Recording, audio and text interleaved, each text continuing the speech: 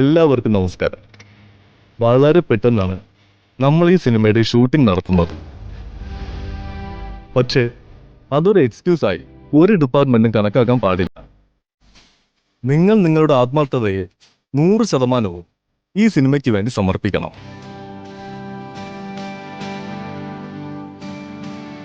പിന്നെ മറ്റൊരു കാര്യം, ഈ സിനിമയിലെ നമ്മുടെ ഹീറോയിനായ പ്രിയങ്ക തന്നെയാണ് ഈ സിനിമയിലെ പ്രൊഡ്യൂസർ.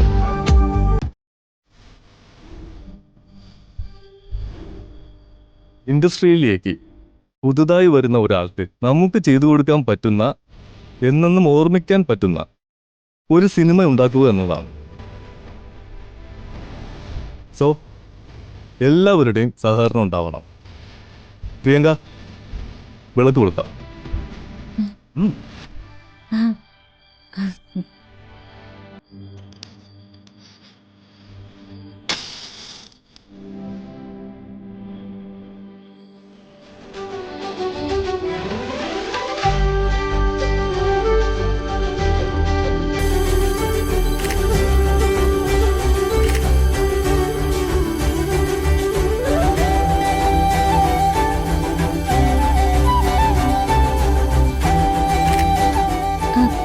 ശരത്തെ വാ.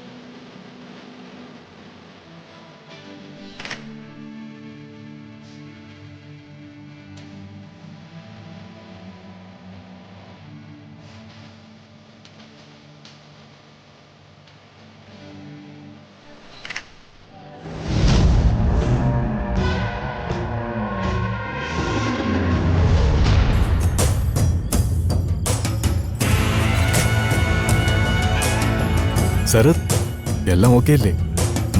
ഓക്കെ. സിനിമ വെളിച്ചത്തിന്റെ ലഹരി അവളുടെ മുഖത്ത് കണ്ടോ? ഈ ലഹരിയിൽ അവളെ കുറച്ചു നേരം കൂടി പിടിച്ചു നിർത്തേണ്ടത് തന്റെ ഡ്യൂട്ടിയാ.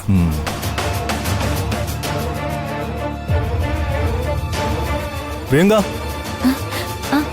പ്ലീസ് ഒന്ന് വരൂ.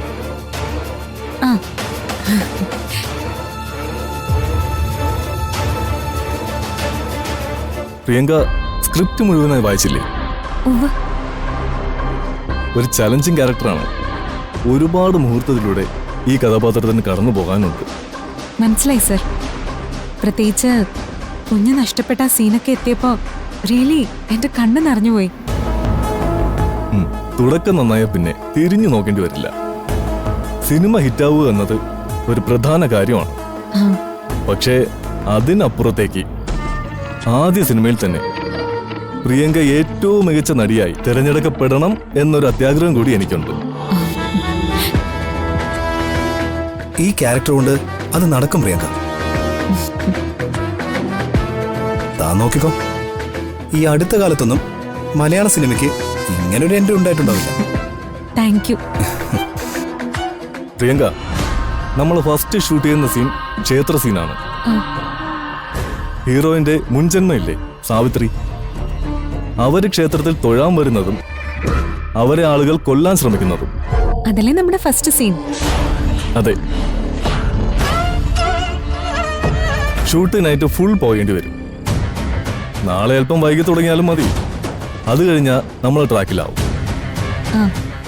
പിന്നെ ശരത്തെ, കണക്കുകളെല്ലാം കൃത്യമായി സൂക്ഷിച്ചേക്കണം. താനത് ചെയ്യുന്നു എന്ന് എന്നെ ബോധ്യപ്പെടുത്തണം. അതായത് എല്ലാ ദിവസവും ഷൂട്ടിംഗ് കഴിഞ്ഞ് ഒരു ഹാഫ് ആൻ അവർ താൻ, ഞാൻ, പ്രിയങ്ക ഒരു മീറ്റിംഗ് ഉണ്ടാവും. അന്നന്നത്തെ വരവ് ചെലവ് കണക്കുകൾ കൃത്യമായി എന്നെ ബോധ്യപ്പെടുത്തണം.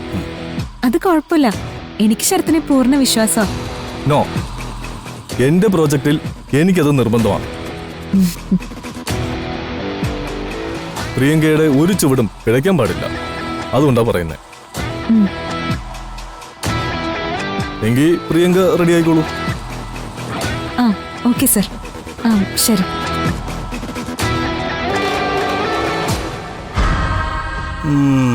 കിട്ടുന്ന കാശിന് താൻ പണിയെടുക്കുന്നുണ്ട്. കൊള്ളാം. എന്നാ ചെല്ല്, നടക്കട്ടെ.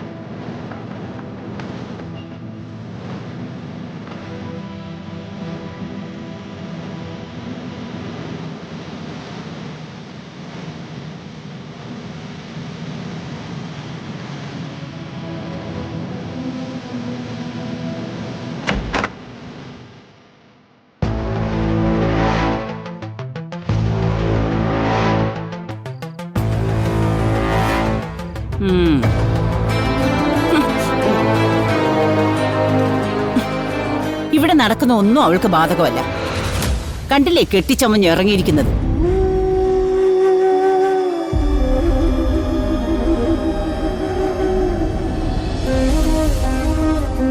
ഭഗവാനെ, പ്രിയങ്കയെ കണ്ടെത്തി തിരിച്ചു കൊണ്ടുവരാൻ അച്ഛന് കഴിയണേ. ഒരു വിഘ്നവും ഇല്ലാതെ ക്ഷേത്രത്തിലെ പൂജകളൊക്കെ അവസാനിക്കണം. നേരം വെളുക്കും വരെ ഞാനിവിടെ ഭഗവാന്റെ മുന്നിൽ വ്രതം ഇരിക്കുക. വരുണിന്റെ ആയുസ്സിനും ആരോഗ്യത്തിനും ഒരു കുറവും ഉണ്ടാകില്ലേ.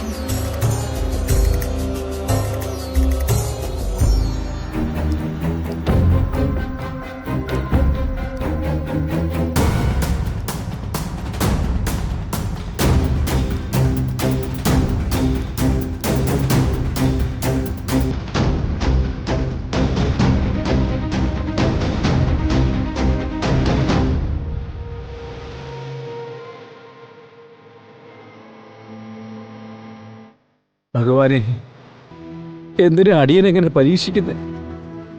പ്രിയങ്ക മോളെ കണ്ടെത്തി ആ പൂജ പൂർത്തിയാക്കാൻ പറ്റാതെ വന്ന അതോടെ എല്ലാം ഇല്ലാതാകും. താകാനാവുന്നില്ല ഈശ്വര.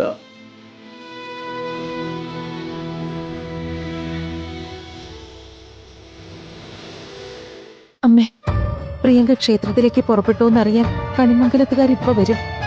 എന്താ നമ്മൾ അവരോട് പറയൂ? കല്യാണത്തിന്റെ അന്നു മുതൽ ഇവിടം വരെ കൊണ്ടുവന്ന് എത്തിച്ചില്ലേ? ഇനി ഇത് മുന്നോട്ട് തന്നെ പോകും. എങ്ങനെ?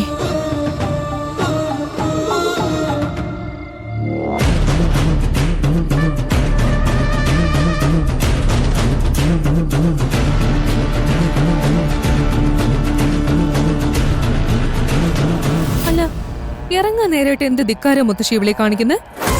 എന്ത് ധിക്കാരം? പോകാൻ തയ്യാറായി കഴിഞ്ഞാൽ അവരും ഒന്ന് പറഞ്ഞോളൂ. ചടങ്ങ് നടക്കേണ്ടത് നമ്മുടെ കുടുംബത്തിന്റെ ആവശ്യമാണല്ലോ. ആറ്റുവാശ്ശേരിക്കാർക്ക് ഈ ചടങ്ങ് കൊണ്ട് പ്രത്യേകിച്ച് ഒരു പ്രയോജനവും ഇല്ല. അപ്പൊ അവര് വീഴ്ച വരുത്തിയാലോ? കണിമംഗലം കുടുംബത്തിനെ കുറിച്ച് നിനക്കുള്ള ചിന്ത ആറ്റുവാശ്ശേരിക്കാർക്കും ഉണ്ടാവില്ല. ആ കാര്യം എനിക്ക് ഉറപ്പാ. ഇങ്ങോട്ട് വന്നേ.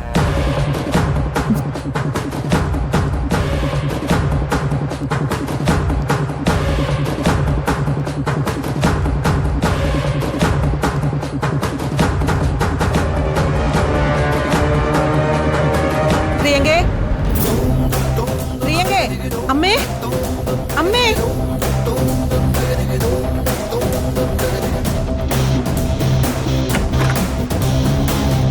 അമ്മേ, യശോദേ, എവിടെ പ്രിയങ്ക? തയ്യാറെടുപ്പുകൾ കഴിഞ്ഞില്ലേ? പുറപ്പെടാൻ സമയമായിട്ട് എന്താ ഇറങ്ങാത്ത? പ്രിയങ്കേ, അവള് പ്രാർത്ഥിക്കുക. ദൈവമേ, ഇനി എന്ത് പ്രാർത്ഥന? അല്ല, പ്രാർത്ഥിക്കാൻ വേണ്ടിയല്ലേ നമ്മൾ അമ്പലത്തിൽ പോകുന്നത്? അത് അവളുടെ ഒരു ശീലവാ. എങ്ങോട്ട് പോകുന്നതിന് മുമ്പും ഭഗവാനോട് അനുഗ്രഹം വാങ്ങിക്കും.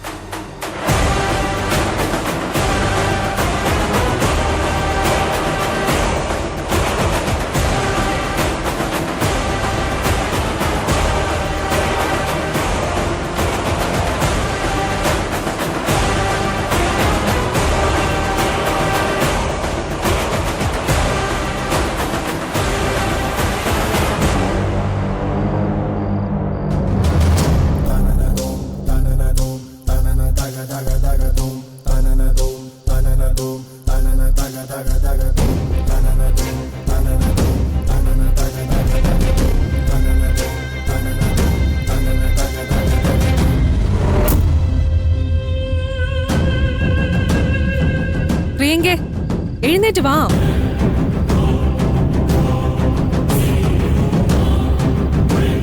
ഡേ മുത്തശ്ശി കാണാൻ വന്നേക്കുന്നു.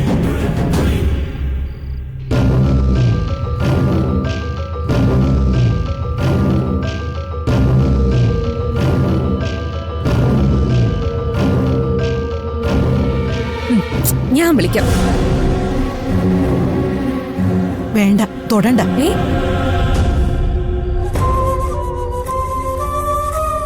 വ്രതശുദ്ധിയോടെ ഇരിക്കുന്ന ഒരാളെ തൊട്ട അശുദ്ധമാക്കണ്ട.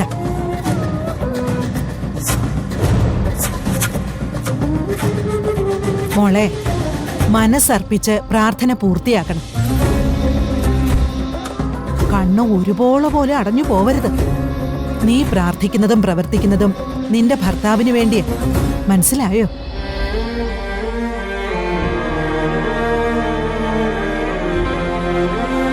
കൽപ്പന ചെന്ന് പ്രിയങ്ക പുറപ്പെടാൻ തയ്യാറായി എന്ന് എല്ലാവരോടും പറയും. ചെല്ല്.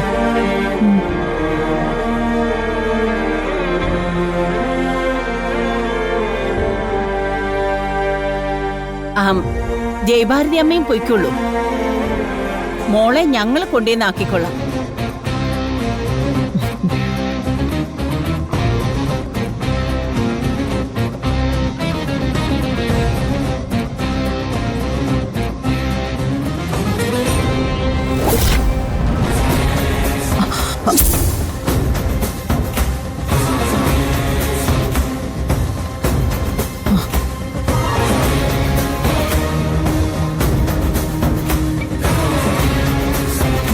മോളെ, മുത്തശ്ശി അങ്ങ് പോവാട്ടോ.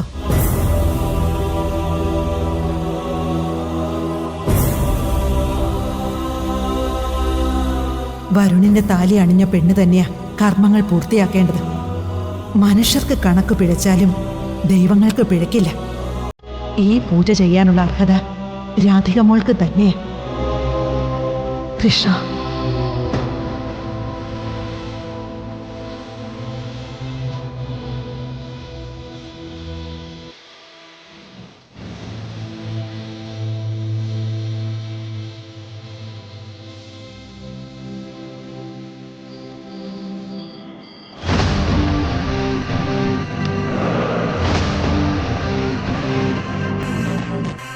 ഏത് നിമിഷവും എന്നെ അന്വേഷിച്ച് ആളെത്താൻ സാധ്യതയുണ്ട്.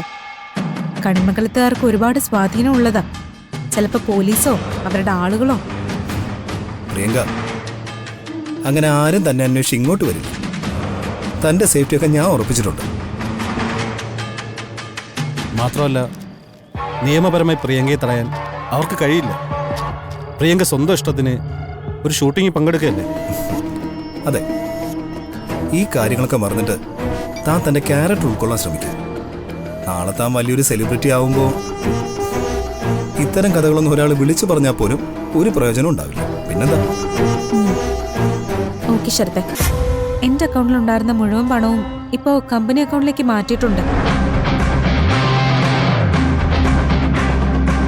പരിപൂർണ വിശ്വാസത്തോടെ ഞാനിത് ചെയ്തിരിക്കുന്നത്.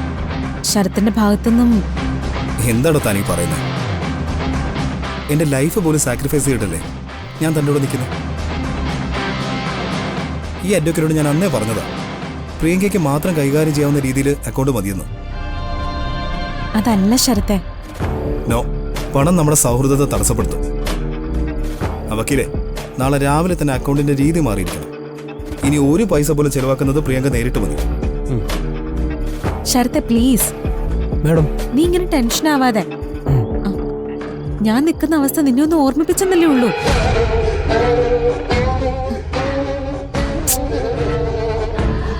ചേട്ടാ ഒരു മിനിറ്റ്.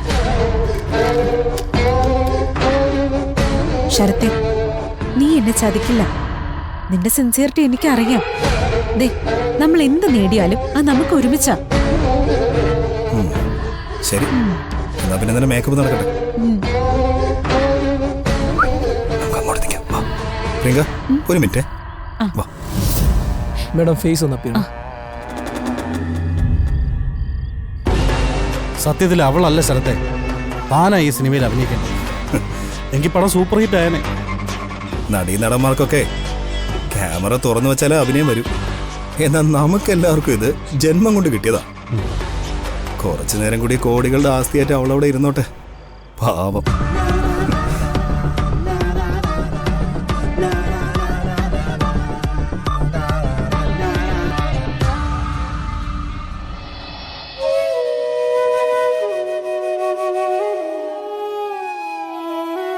മോളെ, ഈ അവസ്ഥയിൽ നിന്നോട് എന്താ പറയാന്ന് എനിക്കറിയില്ല. കുടുംബത്തിന് വേണ്ടപ്പെട്ട എല്ലാ നിമിഷങ്ങളിലും നിന്നെ ഒരു അടിമയെ പോലെ ഞങ്ങൾക്ക് ഉപയോഗിക്കേണ്ടി വരുന്നുണ്ട്. അമ്മയോട് ക്ഷമിക്കണേ മോളെ. പേടിക്കണ്ട അമ്മ. ദൈവമന്ത്രങ്ങൾ ഇതുവരെ ഒഴിഞ്ഞിട്ടില്ലാത്തൊരു നാവാ എന്റെ അച്ഛൻ്റെത്. അച്ഛന്റെ പ്രാർത്ഥന കേട്ടില്ലെങ്കിൽ ഭഗവാൻ പിന്നെ വേറെന്ത് കേൾക്കാനാ? അച്ഛൻ പ്രിയങ്കയും കൂട്ടി വരും. അമ്മ സമാധാനിക്ക്. നേരം വെളുക്കുന്നത് വരെ ക്ഷേത്രത്തിൽ നീ ഒറ്റയ്ക്ക. എന്തെങ്കിലും അപായത്തിന്റെ സൂചന കിട്ടിയാ? ഇല്ല അമ്മ, എനിക്കൊരു പേടിയുമില്ല. ഭഗവാൻ എന്റെ കൂടെയുണ്ട്. അതെ, പ്രിയങ്ക ഒരു കുരുത്തക്കേട് കാണിച്ചതുകൊണ്ട് മാത്രമാ നിന്റെ മുമ്പിൽ ഇങ്ങനെ യാചിച്ച് ഞങ്ങൾക്ക് നിൽക്കേണ്ടി വരുന്നത്. അതൊരു അവസരമായിട്ട് ഉപയോഗിക്കരുത്.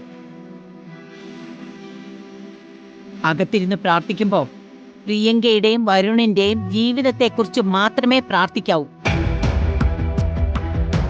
അല്ലാതെ വരുണിനെ കുറിച്ച് വേറെ ഒരു ചിന്ത നിന്റെ മനസ്സിൽ വരാൻ പാടില്ല.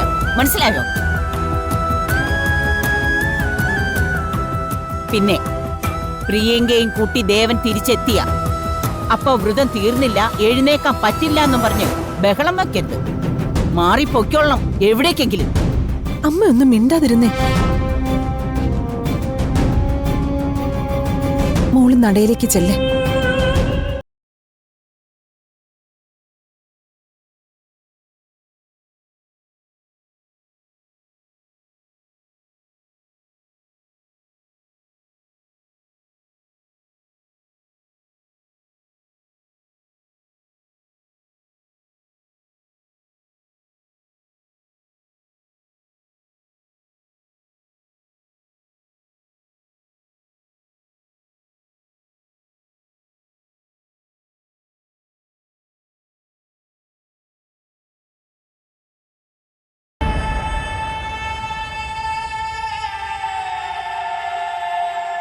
ഭഗവാനെ, ഞാനൊരു പകരക്കാരിയാ.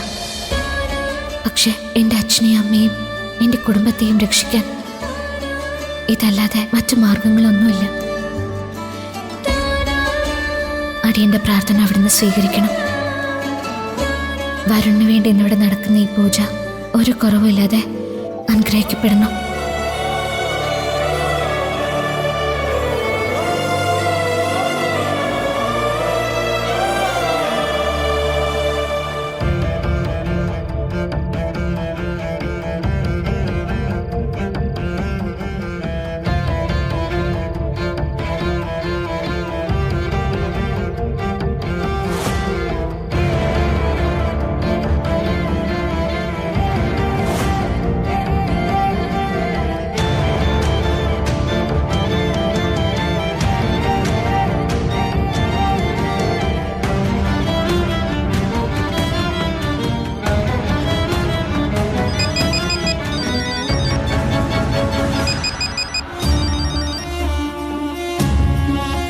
എവിടെയാ? ഇരുട്ടല്ലേ യശോദേ, സ്ഥലമൊന്നും വ്യക്തമല്ല. ഒരുപാട് സ്ഥലത്ത് ഞാൻ തിരക്കി, ആർക്കും ഒരു നിശ്ചയമില്ല. ഞാൻ ഇപ്പോഴും അവളുടെ ഫോണിൽ വിളിച്ചിരുന്നു, ഓഫാ. ചതിച്ചു പുറപ്പെട്ടവള് കരുണ കാണിക്കുന്നു വിചാരിക്കുന്ന നമ്മളൊക്കെ അല്ലേ മണ്ടന്മാര്? അല്ല, അവിടെ എല്ലാരും അറിഞ്ഞോ? ഇല്ല, ഇവിടെ ആരും അറിഞ്ഞിട്ടില്ല. കണിമംഗലത്ത് നിന്ന് എല്ലാവരും പ്രിയങ്കയെ തിരക്കി വന്നപ്പോ രാധിക പൂജാമുറിയിലുണ്ടായിരുന്നു. അത് പ്രിയങ്കയാണെന്നാ അവര് ധരിച്ചത്. ഞാനും അമ്മയും കൂടി രാധിക മോളെ അമ്പലനടയിൽ എത്തിച്ചു. പ്രിയങ്കയ്ക്ക് പകരം അവൾ അവിടെ ഇരിക്കുക. അത് അവളുടെ മഹത്വം. പക്ഷേ അനുഷ്ഠാനം അങ്ങനെയല്ലല്ലോ വേണ്ടത്. രാധിക എങ്ങനെ പ്രിയങ്കയ്ക്ക് പകരക്കാരിയാവുന്നത്?